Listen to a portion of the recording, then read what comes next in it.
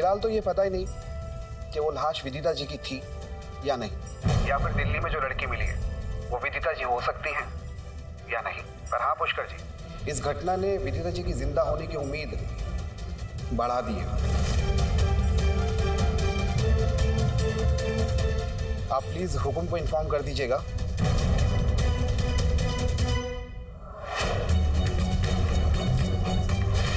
लड़की बेहोशी की हालत में एक कॉफिन में थी। इस घटना ने विदिता जी की जिंदा होने की उम्मीद बढ़ा दी। लड़की बेहोशी की हालत में एक कॉफिन में थी। इस घटना ने विदिता जी की जिंदा होने की उम्मीद बढ़ा दी।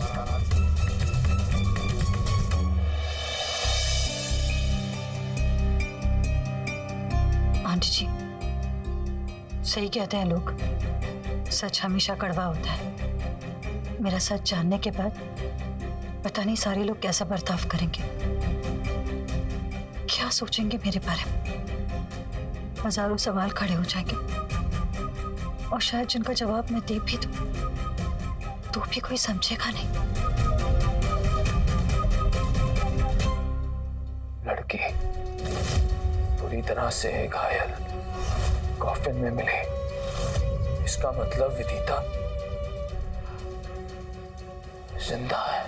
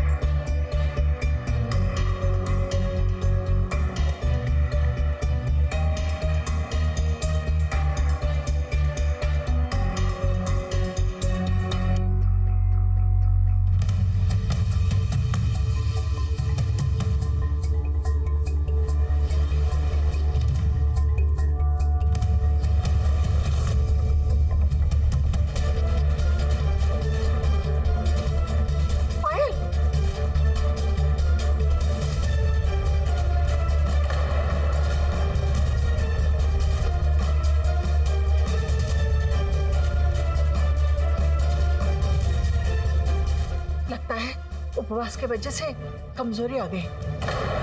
कभी इसे गेस्ट रूम में ले जाओ ना, इसे आराम की जरूरत है। जी जी आंटी जी। हुकुम, पूजा भी अधूरी है, ऐसे में पूजा बीच में छोड़ के जाना शकुन होगा। पूजा किसी की जान से बढ़कर नहीं होती आशा जी। अखंड ज्योत बेला संभालेगी।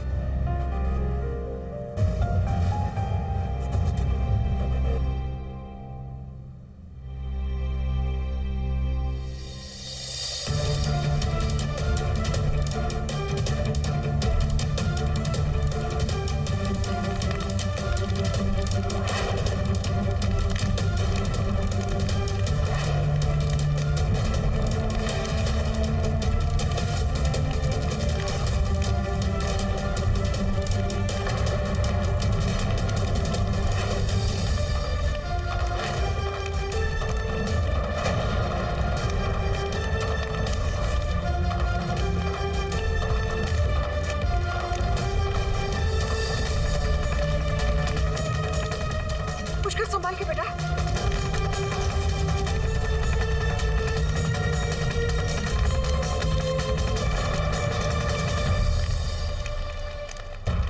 जाने अनजाने में ये ईश्वर का संकेत है हुकुम। विदिता की आत्मा को अभी तक शांति नहीं मिली है, इसकी आत्मा अभी भी इधर उधर भटक रही है। विदिता की आत्मा? जी तो चाहता है कि इस पंडित का गला दबा दूं। तुम्हारी आत्मा यहाँ कैसे हो सकती है जब तुम अभी तक जिंदा हो विदिता?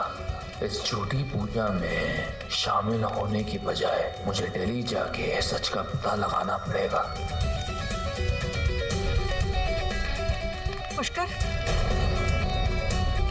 तुम कहाँ जा रहे हो?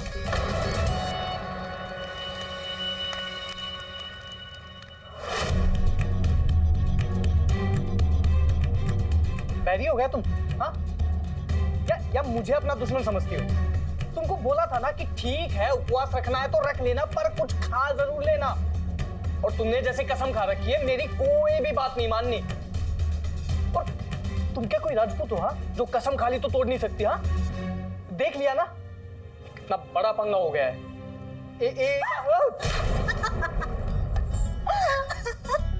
ये मेरा कान खींचो जैसे तुम खींचती हो।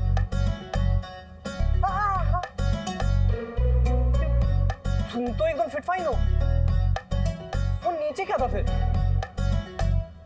तुम्हारा ये सच सब लोग नहीं समझ पाएंगे, इसलिए ये अच्छा होगा तुम्हारा ये सच किसी को बताया ना जाए। अब मैं बताती हूँ तुम्हें क्या करना है।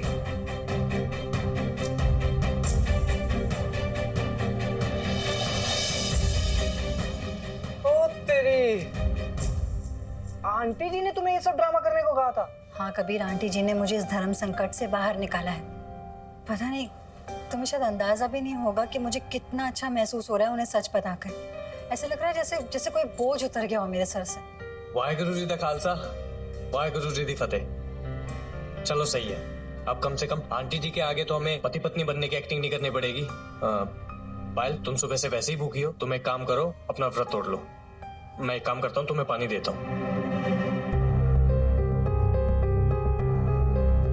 नहीं कबीर, अभी नहीं। अरे अब तो तुम पूजा से भी आ गई और मेरे सामने ये पति पत्नी वाला नाटक क्यों करना है? जल्दी पानी पियो और ये व्रत तोड़ो। तो।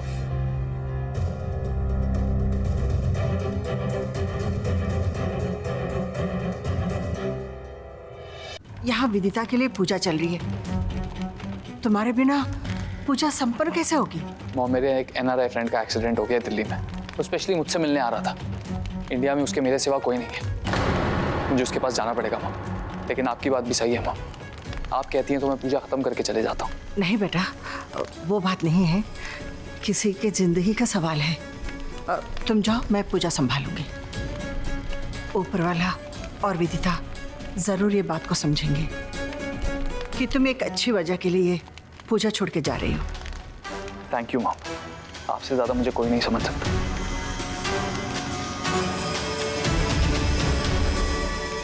बेला, आओ पूजा संपन्न करो। ये क्या जिद लेके बैठी हो पायल तुम? क्यों नहीं तुम अपना ये उपवास खोल रही हो? अब तो कोई मजबूरी भी नहीं है। एक काम करो, ये पानी पियो जल्दी और अपना उपवास खोलो। अरे नहीं तो सच में बीमार हो जाओगी तुम। कबीर, हर रिवाज मजबूरी नहीं होती। तुम्हें पता है सच क्या है, आंटी को पता है, लेकिन ऊपर वाला तो देख रहा है ना सब। उसकी नजरों में मैं अपराधी नहीं बनना चाहती, इसलिए ये व्रत मैं नहीं तोड़ूंगी। ये तुम एक्टिंग कर रही हो, समझ आया तुम्हें? और कोई वजह भी नहीं है ये।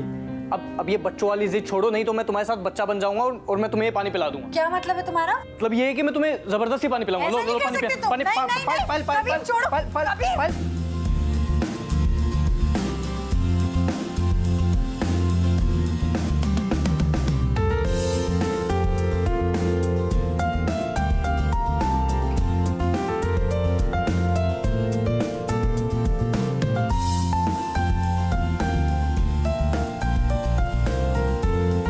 पिला दिया ना पानी? मैंने बोला था कबीर बैल के साथ कभी शर्त मत लगाइयो। बदतमीज कहीं के, हर बात तुम्हारे लिए मजाक है ना? रीति रिवाज, आस्था, ये सब कुछ तुम्हें नहीं करना चाहिए था कबीर। इतने बड़े बेवकूफ हो ना तुम। मैंने ये व्रत तुम्हारे लिए रखा था।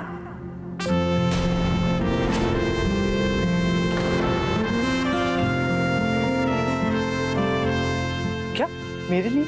और नहीं तो क्या, ऐसे सुबह से भूखे प्यासे घूमने का शौक है मुझे।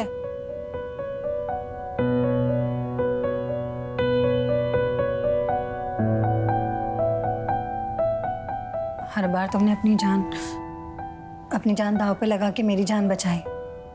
तुम्हारी सलामती के लिए मैं इतना तो कर सकती हूँ ना कबीर, लेकिन तुम नहीं सुधरोगे।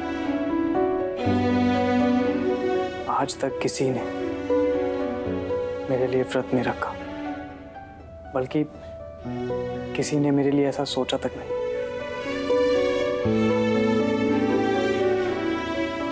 कोई रिश्ता सूझ नहीं रहा था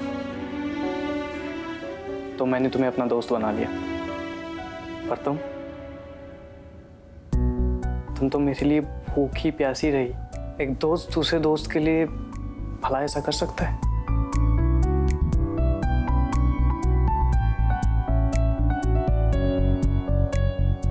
समझ नहीं आ रहा मैं क्या बोलूं। तुम समझोगे भी नहीं कबीर।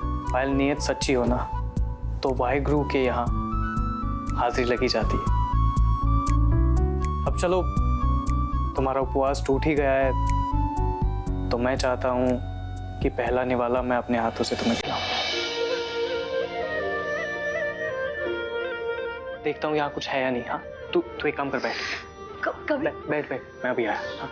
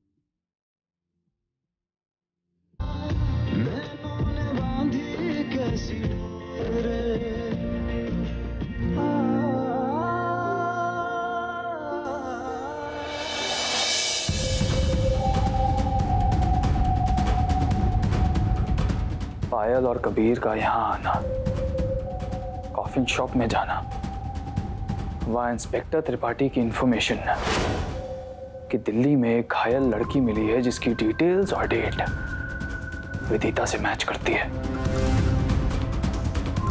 ये पायल और कबीर भी दिल्ली से हैं।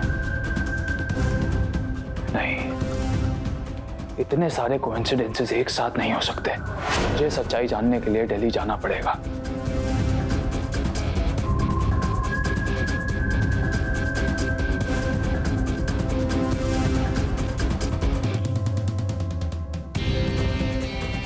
हाँ वरुण, मेरे लिए एक दिल्ली की फ्लाइट बुक करो तुरंत।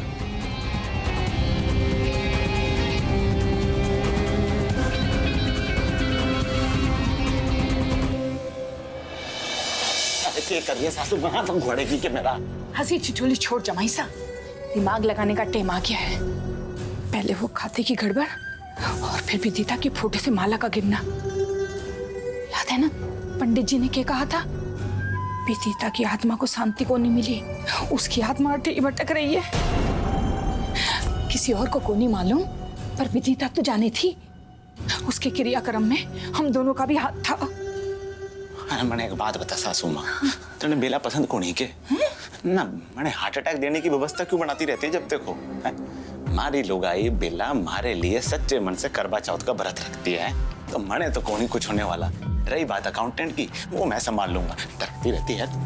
ये रंगीले थारा तो हो गया। अरे जी पता हमारे वास्ते करवा चौथ कौन रखेगा? अब इसके बारे में मैं क्या कहूँ? आग लगी है तो अपनी अपनी धोतर खुद ही संभाल लो। ए, तने मालूम है मैं आजकल क्या सपना देखे हूँ? क्या सपना देख रही है? कि मैं जेल में चक्की पीस रही हूँ और तू गेहूं डाल रहा है। सत्याना हंसो सासू माँ ना, जब तक शादी नहीं हुई थी तो अपने घर में कौन ही घुसने देती थी। अब जब हो गया तो सपनों में साथ साथ लिए फिर रही है ना। जंगल में मोर नाचा किसने देखा है? ये जेल जाना चक्की पीसना सारी थारे दिमाग की उपज है। हमारी फिल्म का हीरो कौन है? पुष्कर बना। वो अपनी गर्दन बचाने के चक्कर में हम दोनों को कौन ही कुछ होने देगा। हमारी बात सुन, विदिता की चिता जल गई, अस्थि विसर्जन हो गया, पूजा होगी, गरीब लोग खाना खा के चले गए, कौन ही कुछ होने वाला। जो होना था हो लिया, तो तू थोड़ी टेंशन फ्री रहे। अब तू ये जेल जाना चक्की पीसना ये सब सपने देखना बंद कर, ठीक है? जमराज को शक हो जाएगा। हाँ मैं जाऊं?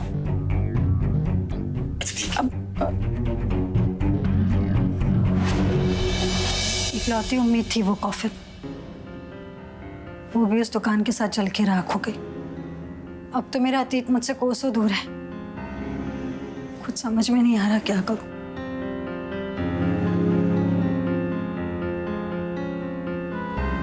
पायल, तुम सुबह से मेरे लिए भूखी प्यासी हो, तो मेरा इतना फर्ज तो बनता है ना कि मैं तुम्हें तुम्हारे अतीत तक पहुंचाऊं।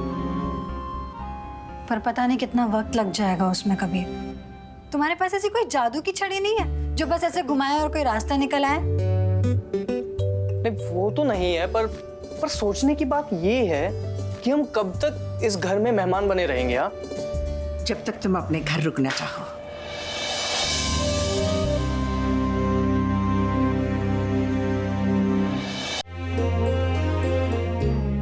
अपना घर? हाँ कबीर, पायल को मैंने अपनी बेटी माना। मेरा घर मतलब मेरी बेटी का घर। ले लो आरती। आंटी जी, जायदाद बांटने से पहले ना आप 10 बार सोचना, क्योंकि ये तो फ्री है और जहां इसे प्यार दिखता है ना वहीं अपना कंधा टेक देती है। और आप इसे बेटी बनाने से पहले मुझसे पूछ तो लेती। अरे बहुत बड़ी मुसीबत है ये। अब आप बताइए, आपने इसे लिफ्ट दी तो गुंडे वहां पे आ गए, अब ये इस घर में है तो पता नहीं क्या बवाल मचने वाला है। तुम दिल्ली चलो, सारा हिसाब किताब बराबर करते हैं। आंटी जी, आपने मुझे अपनी बेटी तो बना लिया, लेकिन मैं यहाँ रह के करूंगी क्या? उसका भी हल सोच लिया मैंने। हमारे स्कूल्स के चेन है, तुम जो चाहो जहाँ चाहो काम कर सकती हो। इतनी प्यारी बच्ची हो, बच्चों में बड़ी आसानी से घुल मिल जाओगे। आपका मतलब है कि मैं बच्चों को पढ़ाऊंगी? पता नहीं आंटी, मैं कैसे कर पाऊंगी ये सब। मैंने कभी पढ़ाया नहीं है तो। मुझे तुम पर पूरा भरोसा है, तुम ये काम कर लोगे। बस तुम अपने आप पर भरोसा रखो, फैसला तुम्हारे ऊपर छोड़ती हूँ।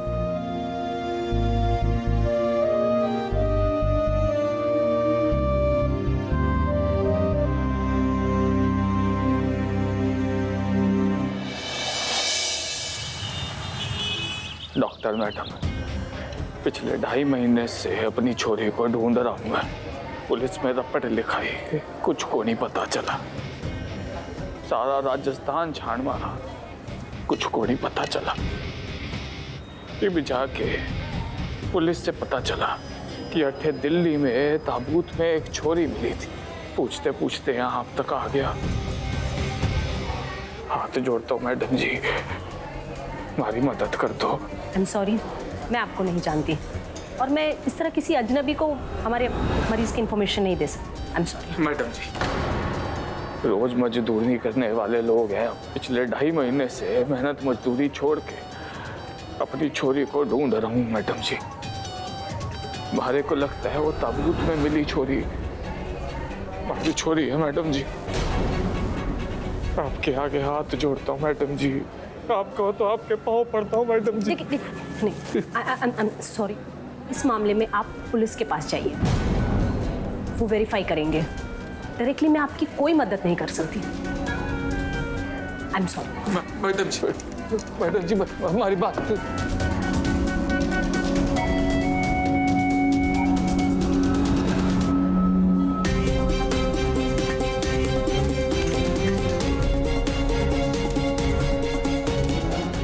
लगता है सीधी उंगली से घी नहीं निकलेगा, पुष्कर वाला स्टाइल ही अपनाना पड़ेगा।